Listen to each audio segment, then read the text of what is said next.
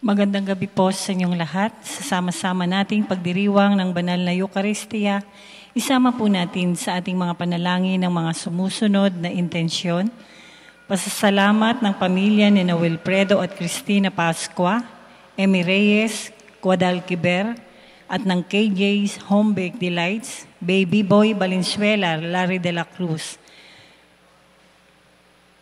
Pasasalamat para sa kaarawan ni Alvin Gibara,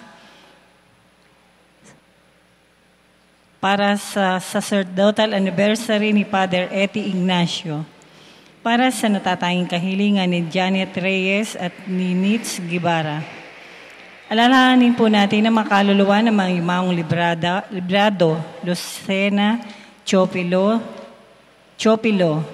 Alexander, Angel, Dennis, Brigido, Robert, Veronica, Luz, Robert, Rafael, Benjamin, Antonio, Vilma, Arturo, Romeo, Rosita, Alan, Roger, Hugo, Araceli, Anacoreta, Dolores, Bonifacio, Agapito, Abelardo, Vicente, Purísima, Bienvenido, Felix, Shanil, Angel, Jose Florante, Remedios, Justo, Sipina, Miming, Basilio, Manuel, Peliteo, Magdalena, Romeo, Alfonsa, Alfredo, Emerenciana, Ernesto, Felina, Emilia, Manuel, Rosalinda, Teodoro, Crescente, Santiago, at Baby,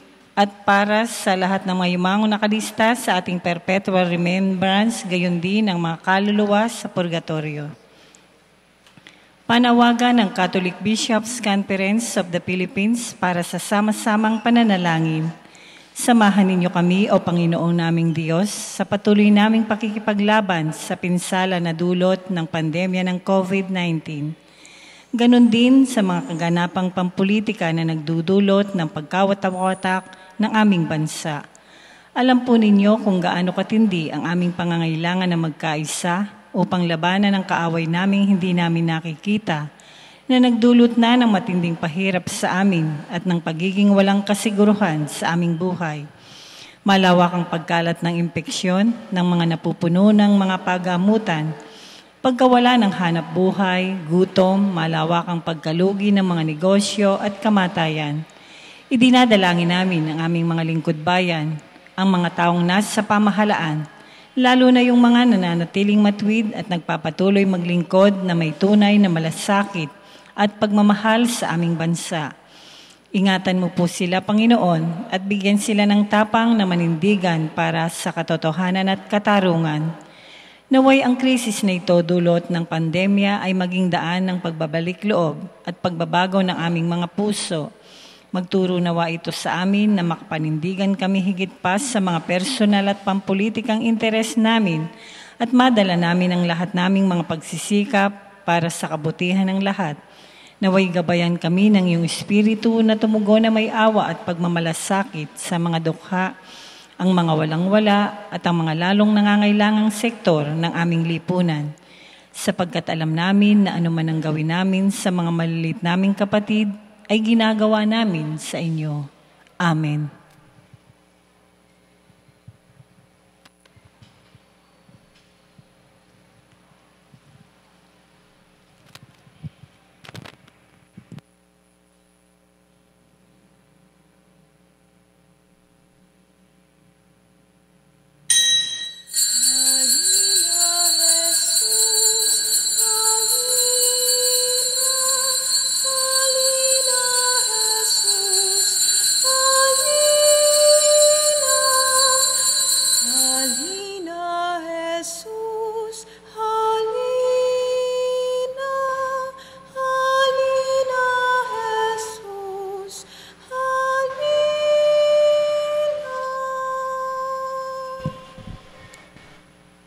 Mga kapatid, sa ating banal na pagdiriwang na ito, samarin natin sa ating pananalangin ang alay pasasalamat at natatanging kahilingan ng mga sumusunod at ng kanilang pamilya: Glo Gonzales Salazar, Cesar, at Gemma Aguada, Romeo at Nora Cabrera, Pamilya Buana Torres, Pamilya Ong Reyes at Aliarde, Alan Joseph Pulido, Mary Jamie Pauline Bartolome, El Malagwador, Adriano Santos, Pablito at Josie Mendoza, Jared Feni Victoriano, Rafael Flor Udeta Davet Eugenio, Brian at Jasmine Yu, Joel at Luz Bonifacio, Edgar at Marie San Diego, Edgardo at Aida Punanan, Jun at Soli de Rosario, Nante at Maris de la Cruz, Danilo at Emily Sebastian, Dennis at Nelly Santos, Noel at Jenny Galvez, Aurora at Jean Silungan, Ricky at Avic Magpok, Romel Jeff Arcega, Antonio at Victoria Sanchez, Alicia Arcega Crucis, Vidal at Maria Taquerol, Aida F. Resurrection, Mila Digonong, Cesar at Lolita Nicolas, Celine Dominic Nicolas, Antonio at Evelyn Salazar,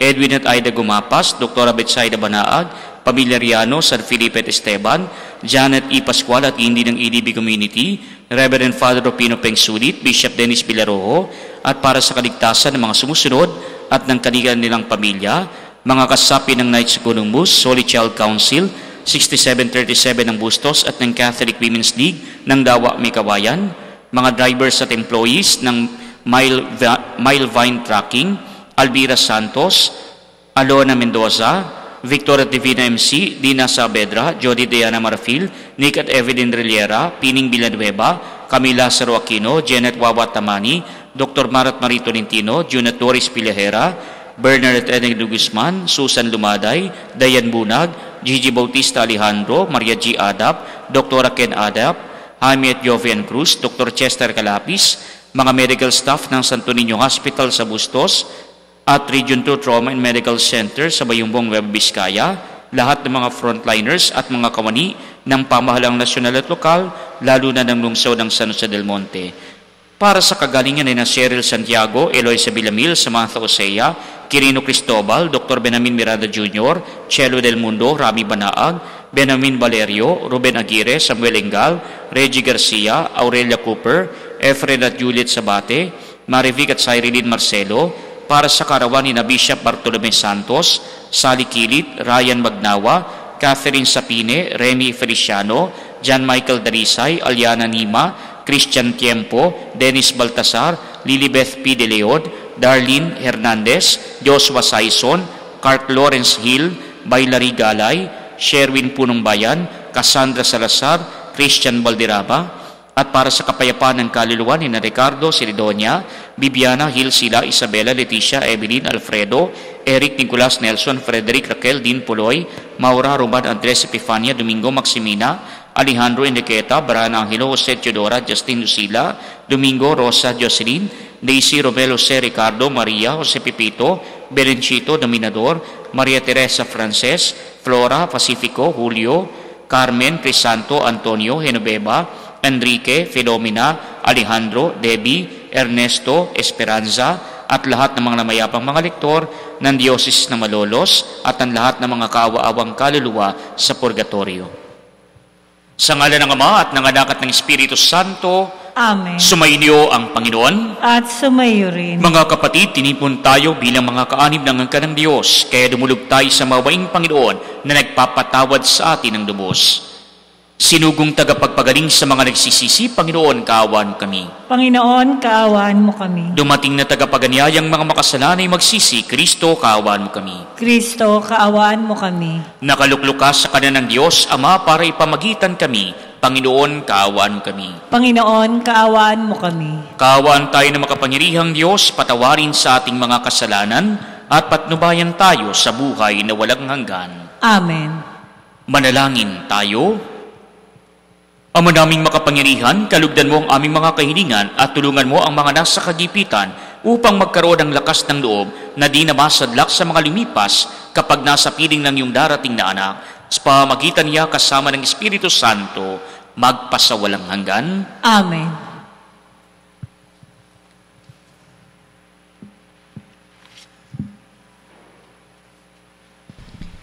Ang salita ng Diyos mula sa aklat ni Propeta Isaías. Sa araw na iyon, sa lahi ni Jese ay lilitaw ang isang hari, tulad ng supling mula sa isang tuod. Mananahan sa kanya ang espiritu ng poon, bibigyan siya ng katalinuhan at pagkaunawa, ng kaalaman at kapangyarihan. ng karunungan at takot sa Panginoon. Kagalakan niya ang tumalima sa puon. Hindi siya hahatol ayon sa nakikita o batay sa naririnig sa iba. Bibigyan niya ng katarungan ang mga dukha, ipagtatanggol ang karapatan ng mga kawawa. Ang salita niya ay parang tungkod na ipapalo sa malulupit, ang hatol niya ay kamatayan sa masasama.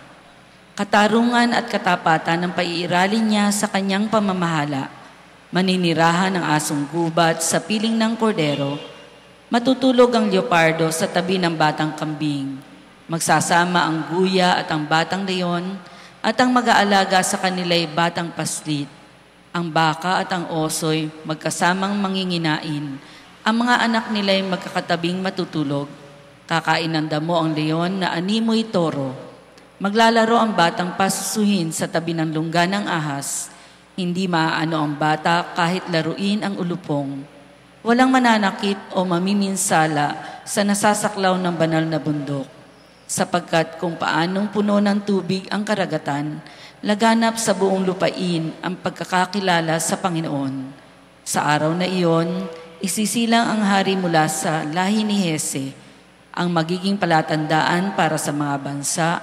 Ang mga bayay tutungo sa banal na lungsod upang parangalan siya at magiging maningning ang kanyang luklukan.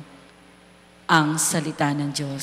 Salamat sa Diyos. Mabubuhay siyang marangal at sasagana kailanman. Mabubuhay siyang marangal at sasagana kailanman.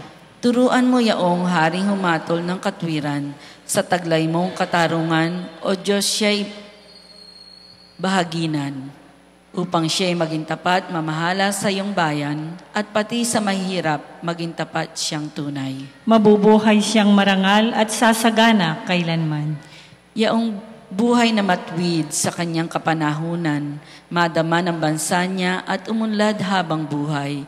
Yaong kanyang kaharian ay palawak ng palawak mula sa ilog Euphrates, sa daigdig ay kakalat. Mabubuhay siyang marangal at sasagana kailanman. Kanya namang ililigtas ang sinumang tumatawag, lalo yaong nalimot ng mga taong mahihirap. Sa ganitong mga tao'y siya lubhang nahahabag, sa kanila tumutulong upang sila ay maligtas. Mabubuhay siyang marangal at sasagana kailanman. Nawa yaong kanyang ngalan ay huwag nang malimutan, manatiling laging bantog na katulad nitong araw. Nawa siya ay purihin ng lahat ng mga bansa, at sa Diyos silang lahat dumalangin. Harinawa, pagpalain kaming lahat, tulad niyang pinagpala. Mabubuhay siyang marangal at sasagana kailanman.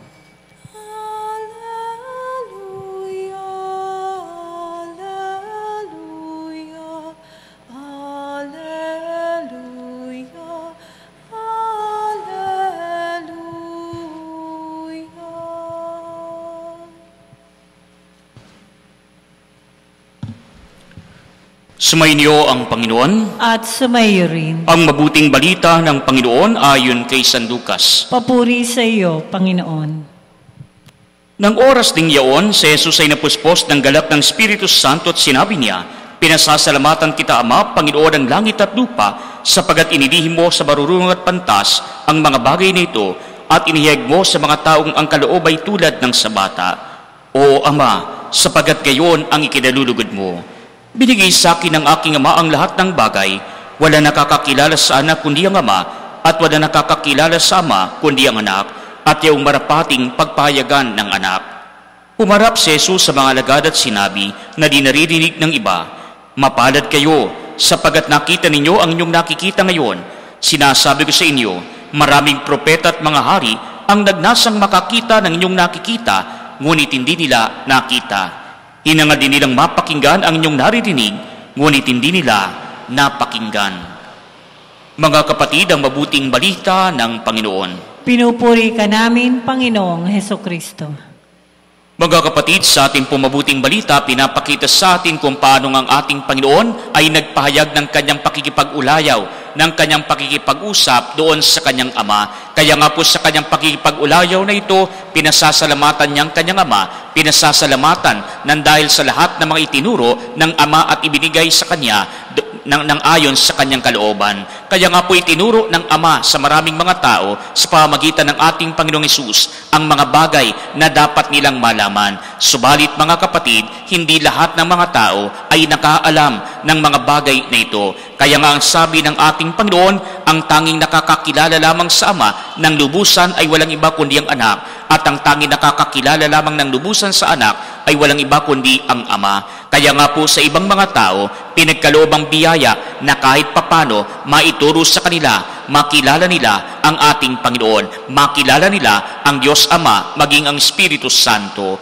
Kaya nga po mga kapatid, pinapakita sa atin kung papaanong ang sabi ng ating Panginoon, inilihim ito sa mga pantas at marurunong, hindi sapagat ayaw sabihin ng Diyos ang tungkol sa kanyang sarili, hindi sapagat ayaw ibunyag ng ating Panginoon ang ukol sa kanyang sarili sa maraming mga tao, kundi kuminsan mga kapatid, kung sino pa yung mga marurunong, kung sino pa yung mga pantas, sila pa ang walang pakialam sa ating Panginoon. Kung sino pa yung mga marurunong, kung sino pa yung mga pantas, kung sino pa yung mga nakakaalam ng marami, dapat ukol sa ating Panginoon. Sila pa yung hindi nagsusumikap na lalong makilala ang ating Panginoon. Kaya nga po mga kapatid, ito'y nagpapaalala sa atin na noong ang ating Panginoon ay isilang dito sa lupa, marami ang nakatala sa banal na kasulatan noong panahon na iyon. Marami ang nakatala sa mga naunang nasulat ng mga propeta ukol sa pagsilang ng Mesiyas. Maging ang lugar kung saan ipapanganak ang ating Panginoon, alam ng marami, alam ng mga nakapag-aral, alam ng mga bihasa sa banal na kasulatan at hindi sa mga kautusan. Pero nung pinanganak ang ating Panginoon, sino ang mga unang bisita ng ating Panginoon? Yung mga pastol sa parang, hindi yung mga hari, hindi yung mga kilalang mga tao sa Israel, hindi yung mga kinikilala na mga leader ng Israel, hindi yung mga marurunong, hindi yung mga nakapag-aral ng banal na kasulatan. Ang naging unang bisita ng ating Panginoon ay walang iba kundi mga simpleng pastol na nagpupuyat sa gabi sapagat nagbabantay ng kanilang mga tupa. Inanyayahan sila ng anghel at sila naman ay tumaniba at sa kanilang mismong sariling mga mata na malas nila ang hari ng mga hari, ang ating Panginoon, ang Mesiyas na isinilang. Gayun din po naman mga kapatid, matapos ang mga pastol, naggaling pa sa ibang lugar, nanggaling pa sa malayo sa silangan, ang sumunod na magbisita ng ating Panginoon. At ito ay ang mga pantas mula sa malayo. Kaya nga po tinawag silang pantas sapagat nakikilala nila ang sinilang sa mundo. Nakikilala nila ang isinilang na Mesiyas. Samantalang yung mga tao na mas malapit sa kinaroroonan ng ating Panginoon, sila pa ang absent, sila pa ang hindi tumunghay sa Mesiyas na isinilang. Kaya nga po mga kapatid, iyon yung sinasabi sa atin, nalihim ito sa mga pantas at marurunong. Hindi sapagat ayaw itong i-reveal, hindi sapagat ayaw itong ibunyag ng Diyos Aba sa lahat ng mga tao. Kundi mga kapatid, kuminsan, kung sino pa yung dapat nakakaalam, kung sino pa yung maraming nalalaman, sila pa yung walang pakialam patungkol sa ating Panginoon. Kaya nga po mga kapatid, sa ating pong mabuting balita, gayon din naman ang itinuturo ng ating Panginoon doon sa kanyang mga alagad. Kaya nga po yung mga alagad na ito, kausap ng ating Panginoon, hinarap niya at ang sabi niya sa mga alagad na ito, mapapalad kayo. Kaya nga po, ano ang unang aral sa atin ng ating mabuting balita? Mapapalad yung mga alagad sapagat nakita nila yung hindi nakita ng iba, narinig nila yung hindi narinig ng iba. Kaya nga po ito'y nagpapakilala sa atin ng unang aral para sa atin. At ano po yun? Yung po bang dapat makilala natin yung source ng mga biyaya, makilala natin yung source ng ating kaligtasan, makilala natin ang mismong pinagmumulan ng lahat-lahat sa atin, at ito'y walang iba kundi ang ating Panginoon. Kaya nga po kung wala ang ating Panginoon, wala rin ang bawat isa sa atin. Kaya dapat nating kilalanin ang ating Panginoon sapagat siya ang nagbibigay sa atin ng lahat ng ating biyaya. Kaya nga po kahit ang ating buhay, ang Diyos ang nagbibigay sa atin. Kaya nga po mga kapatid, kilalanin natin ang pinagmumula ng lahat ng ito. Kilalanin natin na tayo din ay nagmula sa ating Panginoon. Kilalanin natin na hindi tayo ang pinakamakapangyarihan sa lahat, kundi may Diyos na may hawak sa atin, may Diyos na gumagabay sa atin. At ano po yung ikalawa na sinasabi sa atin na aral ng mabuting balita? Yung po bang sinasabi sa Ingles, connect to the source. Makipag-connecta ka, makipagkaisa ka doon sa pinagmumulan ng kaligtasan. Makipagkaisa ka, makikonekta ka doon sa pinagmumulan ng lahat ng biyaya na meron tayo. Sapagat kung wala nga ang ating Panginoon, saan ba tayo pupulutin? Wala rin naman ang bawat isa sa atin. Kaya nga po tignan ninyo mga kapatid, nung pong bagyo na Ulysses, yung pong SM na malapit dito sa atin, nakakatuwa naman. Bakit? Kasi meron po silang generator nung wala po tayong kuryente dito sa atin sa lugar natin. At yung pong SM na may generator, alam po ninyo, nagmagandang loob po sila na yung pong mga gustong makicharge ng cellphone, ng gadget, ay magpapacharge sila ng libre ng kuryente, no? Kaya nga po kung sino gusto makicharge, okay lang, libre lang, punta lang sa SM, no? Kaya nga po nakakatuwa naman po yung ginawa nila, no? At yun naman pong ibang mga lugar, hindi lang po yung SM, kung sino rin po yung mga lugar na meron pong generator, ganun din pong ginawa. Nag-alok din sila ng kanilang sarili, ng kanilang kuryente para nang sa gayon, yung mga cellphone na nalobat na, ma-charge man lang at nang sa gayon, matawagan yung kanilang mga mahal sa buhay. At alam po ninyo mga kapatid, hindi natin akalain ganun pala katagal mawawala ng kuryente. Sa atin nga po, 1.5 araw, pero doon po pala sa ibang lugar, ilang araw talaga ang lumipas na nawala ng kuryente. At doon natin na-appreciate mga kapatid, yung mga bagay na dati hindi natin pinapansin. Bakit? Kasi araw-araw naman may kuryente tayo, hindi natin na-appreciate yung kahalagahan nito. Pero nung nawalan tayo ng kuryente, kahit na ano pang gawin natin, gustong-gusto natin na magkaroon uli ng kuryente. Kaya nga po, nakikisaksak tayo. Bakit? Kasi kaya marami nagpunta sa SM, may kuryente roon. Bakit nakisaksak doon? Sapagat doon makakakuha ng power para i-charge ang cellphone. At ganyan din pagdating sa ating Panginoon. Makita natin, kung wala ang ating Panginoon, ang source ng ating lakas, ang pinagmumulan ng lahat-lahat sa atin, saan ba tayo pupulutin? Wala rin naman tayo, sapagat tayo rin naman ay mula lamang sa ating Panginoon. Tayo rin naman ay nilikha lamang ng ating Panginoon. Subalit sa kabila ng pagiging nilikha lamang, tayo naman ay minahal ng lubusan ng ating Panginoon. Kaya nga po mga kapatid, makilala sana natin ang ating Panginoon at hindi naman ma-appreciate natin yung pinagmumulan ng lahat-lahat sa atin. Ma-appreciate natin ang ating Panginoon at makipagkaisa tayo sa plano ng ating Panginoon sa bawat isa sa atin.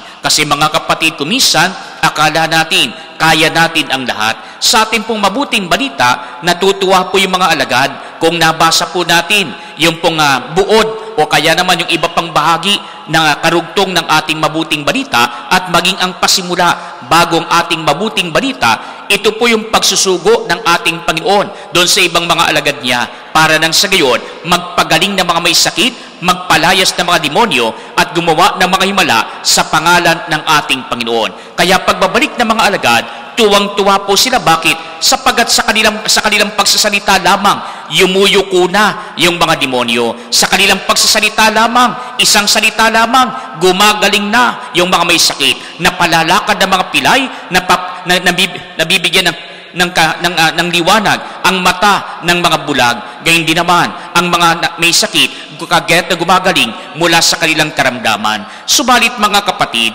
ito rin ay nagpapaalala, ang sabi ng ating Panginoon, kung wala ang ating Panginoon, wala rin naman ang kanilang kapangyarihan, sapagat nagpapagaling sila sa pangalan ng ating Panginoon. Kaya nga po kinakailangan makipagkonekta pa rin sa pinagmumulan ng kapangyarihan na ito, sapagat yung mga alagad na ito, hindi nila napapagaling yung mga may sakit na ito nang dahil sa kanilang sariling lakas. Ito ay sa pamamagitan ng kapangyarihan ng ating Panginoon. Kaya gayon din ang panawagan ng Diyos para sa atin, na tayo rin, huwag nating kakalimutan, hindi lahat ng bagay kaya natin. Hindi lahat ng bagay sa mundo madadala natin sa kabilang buhay. Hindi lahat ng meron tayo makapagbibigay sa atin ng kaligtasan. Makipagkonekta tayo sa pinagmumula ng kaligtasan at ito'y walang iba kundi ang ating Panginoon. Sapagat maiwanan man natin ang lahat dito sa lupa, kung tayo naman ay kakabit ng ating Panginoon, nakakapit sa ating Panginoon, iyon ay sapat na para tayo dalhin patungo sa kanyang kaharian. At hindi po naman mga kapatid, sa bandang huli, ang panawagan sa atin ng ating Panginoon sa ating mabuting balita, hindi lamang siya makilala bilang ang Panginoon ng ating buhay. Hindi lamang natin ma-appreciate yung pinagmumula ng ating kaligtasan at makipagkaisa sa Kanya. Kundi mga kapatid, tinatawagan din tayo kung paanong isinugo ang mga alagad na ito sa iba't ibang mga lugar na pupuntahan ng ating Panginoon para magbigay ng kinakailangang biyaya ng kagalingan, para magpalayas ng mga demonyo, para kumalinga sa mga taong pupuntahan ng ating Panginoon. Iyon din ang hamon sa atin ng ating Panginoon. Kagaya ng mga alagad, tinatawagan tayo maging channel ng biyaya ng Diyos, maging daluyan ng biyaya ng Diyos. Kaya kapag tumanggap ka ng abot-abot na biyaya mula sa ating Panginoon, huwag mong solohin. Matuto ka rin na magbigay sa iyong kapwa. Pagka tumanggap ka ng abot-abot na biyaya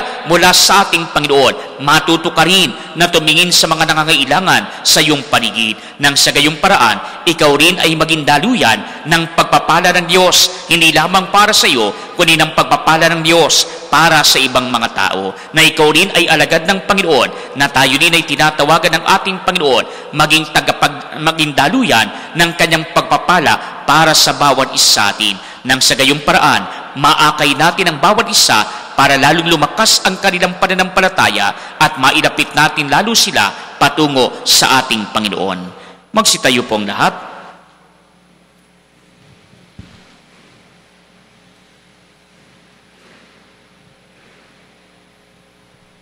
Mga kapatid, inihahayag ng Ama ang mga hiwaga ng kaharian sa mga maliliit.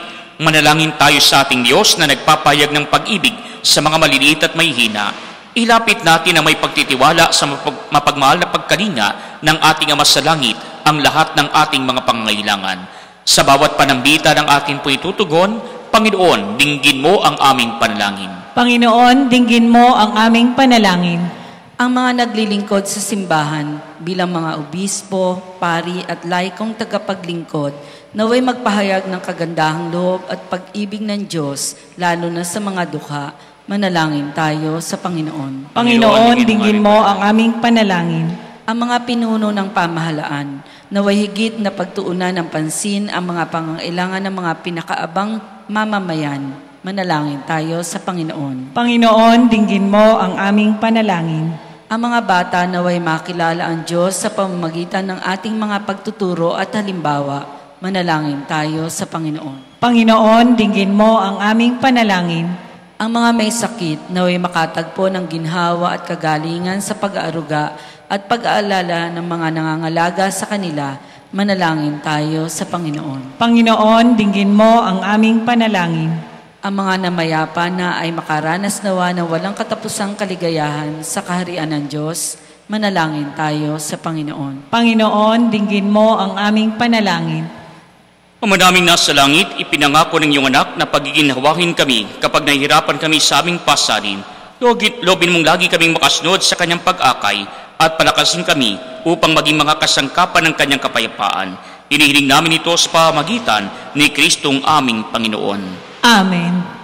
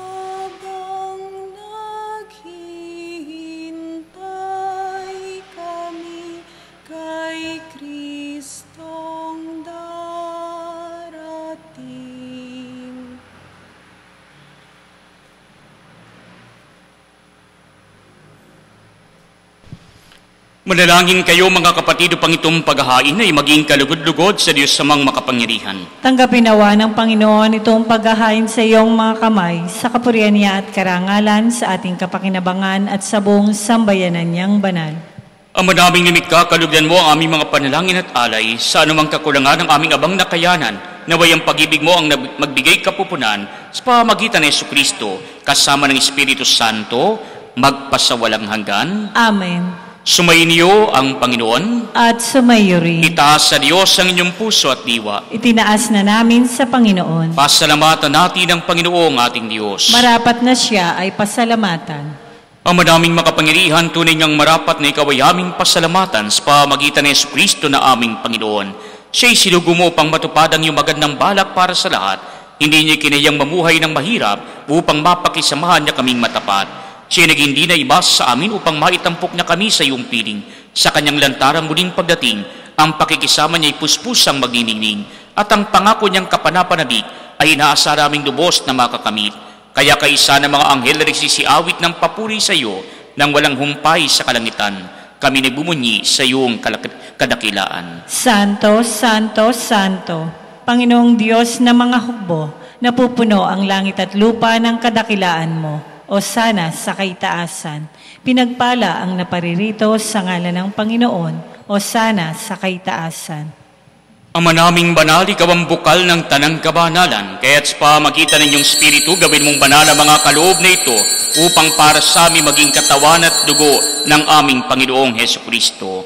Bago niya pinagtisang kusang loob na maging handog, hinawakan niya ang tinapay, pinasalamatan kaniya, pinagati-hati niya iyon, iniabot sa kanyang mga alagad at sinabi, tanggapin ninyong lahat ito at kanin, ito ang aking katawan na ihahandog para sa inyo.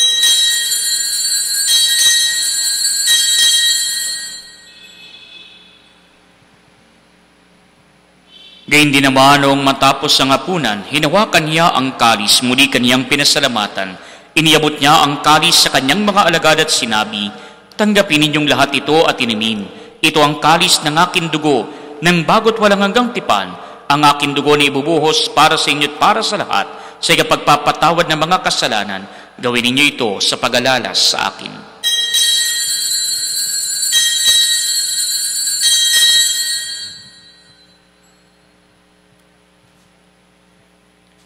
Mga kapatid, ang misteryo ng ating pananampalataya. Si Kristo'y namatay, si Kristo'y nabuhay, si Kristo'y babalik sa wakas ng panahon. Ama, ginagawa namin ngayon ang pag-alalas, pagamatay at muling pagkabuhay ng iyong anak, kaya't inihaalay namin sa iyo ang tinapay na nagbibigay buhay at ang kalis na nagkakaloob ng kaligtasan. Kami nagpapasalamat dahil kami yung minarapat na tumayo sa harap mo para maglingkod sa iyo. Sinasamo namin kami magsasalo-salo sa katawan at dugo ni Kristo ay mabuklod sa pagkakaisa sa pamamagitan ng Espiritu Santo. Ama, lingapin mo ang iyong simbahang laganap sa buong daigdig, puspusin mo kami sa pag-ibig, kaisa ni Francisco na aming Papa at ni Dennis naming Obispo at ng Tanang Kaparian. Alalahanin mo rin ang mga kapatid naming nahimlay nang may pag-asang sila muling mabubuhay, gayon din ang lahat ng mga pumanaw. Kawan mo sila at patuloyin sa iyong kaliwanagan. Kawan mo at pagindapatin kaming lahat na makasalo sa iyong buhay na walang wakas. Kaysa na mahal na Birheng Maria na ina ng Diyos, ni San Jose na kanyang kabiyak ng puso, kaysa na mga apostol at ng lahat ng mga banal na namuhay dito sa daigdig ng kalugod-lugod sa iyo, may pagdiwang nawa namin ang pagpupuri sa ikararangal mo sa pamagitan ng iyong anak na aming Panginoong Hesukristo. Sa pamagitan ni Kristo, kasama niya at sa Kaniya, ang lahat ng parangal at papuri ay sa iyo, Diyos Amang makapangyarihan, kasama ng Espiritu Santo, magpasawalang hanggan. Amen. Mga kapatid, sa tagubili ng mga nakagagaling na utos sa turo ni Jesus na Panginoon natin at Diyos, ipahayag natin ang lakas loob. Ama naming sumasalangit ka, sambahin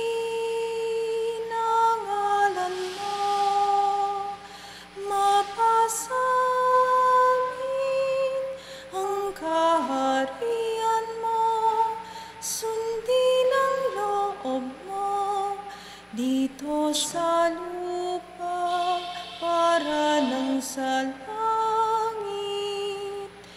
Bigyan mo kami ngayon ng aming kakanin sa araw-araw, at patawarin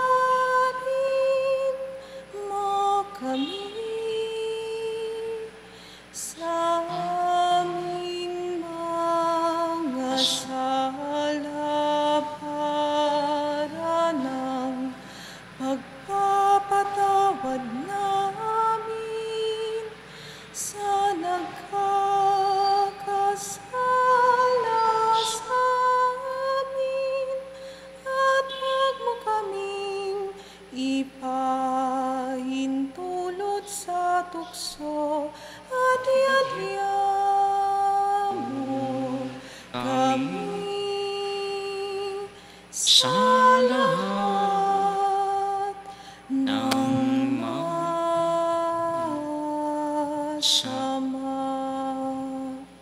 Hinihiling namin kami adya sa lahat ng masama, pagkalooban ng kapayapaan araw-araw, iligtas sa kasalanan at ilayo sa lahat ng kapahamakan, samantalang aming pinananabikan ang dakilang araw ng pagpapahayag ng tagapagligtas naming si Jesucristo. Sapagkat iyo ang kaharian at ang kapangyarihan at ang kapurihan magpakailanman. Amen. Panginoong Jesucristo, sinabi mo sa inyong mga apostol, kapayapaan ang iniiwan ko sa inyo, ang aking kapayapaan ang ibinibigay ko sa inyo. Tungayan mo ang aming pananampalataya at huwag ang aming mga pagkakasala. Pagkalooban mo kami ng kapayapaan at pagkakaisa ayon sa iyong kalooban, kasama ng Espiritu Santo, magpasawalang hanggan. Amen. Ang kapayapaan ng Panginoon ay laging sumainyo. At sumaiyo rin. Magbigayan kayo ng kapayapaan sa isa't isa.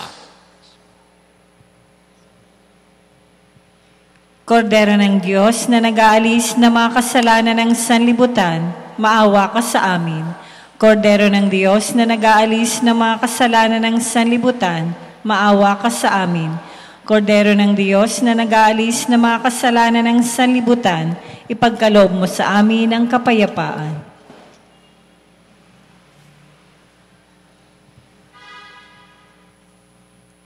Mga kapatid, ito si Kristo, ang Kordero ng Diyos na nag-aalis ng mga kasalanan ng sanlibutan. Mapapalad tayong inaanyayahan sa kaniyang piging. Panginoon, hindi ako karapat-dapat na magpatuloy sa iyo, ngunit sa isang salita mo lamang ay gagaling na ako.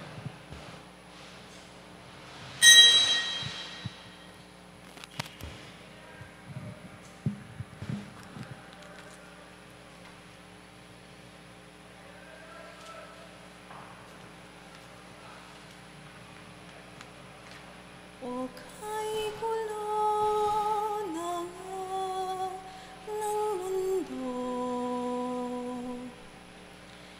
hirap, sakuna at lungkot, kaya't sama-sama tayong manalangin dahil darating na ang Pasko. Panginoon, halina at pumarito ka. Sagipin mo ang bayan, ikaw ang pag-asa. Gabay ng mga mahihirap. Panginoon, iligtas mo ang iyong bayan.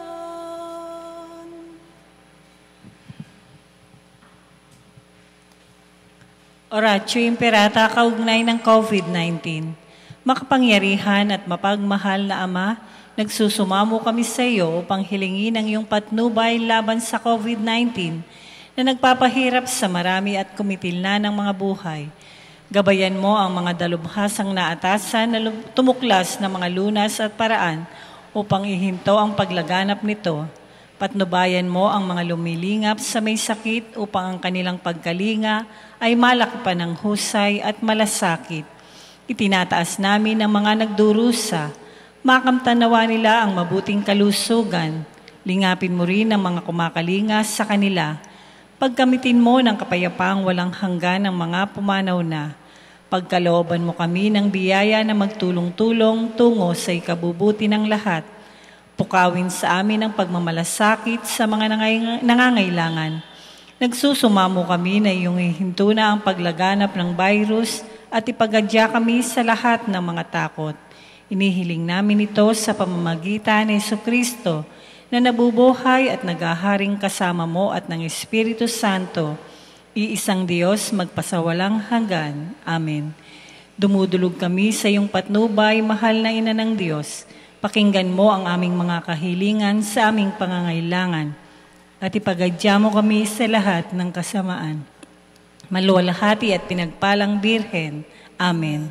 Mahal na Birheng mapagpagaling sa may sakit. Ipanalangin mo kami. San Rafael Arcangel, Ipanalangin mo kami. San Roque, Ipanalangin mo kami. San Lorenzo Ruiz, Ipanalangin mo kami. San Pedro Calunsod, Ipanalangin mo San Pedro Apostol. Ipanalangin mo kami.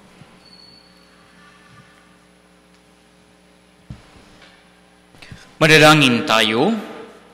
Ama naming mapagmahal, kaming pinapakinabang mo sa iyong banal na salusalo, ay turuan mong kumilala sa layunin ng iyong mga nilikang bagay na dapat naming gamitin upang kami sumapit sa iyong piling sa pamagitan ng Jesucristo kasama ng Espiritu Santo magpasawalang hanggan. Amen. Sumayin niyo ang Panginoon. At sumayo rin. Pagpagpalain kayo ng makapangyarihang Diyos, Ama at Anak at Espiritu Santo. Amen. Humayo kayo sa kapayapaan ni Kristo. Salamat sa Diyos. Purihin at palakpakan natin ang ating Panginoon. Walang araw ang liwanag, matatanaw ng bulag, ang kagandahan ng umaga, pagmamasdan sa tuwina.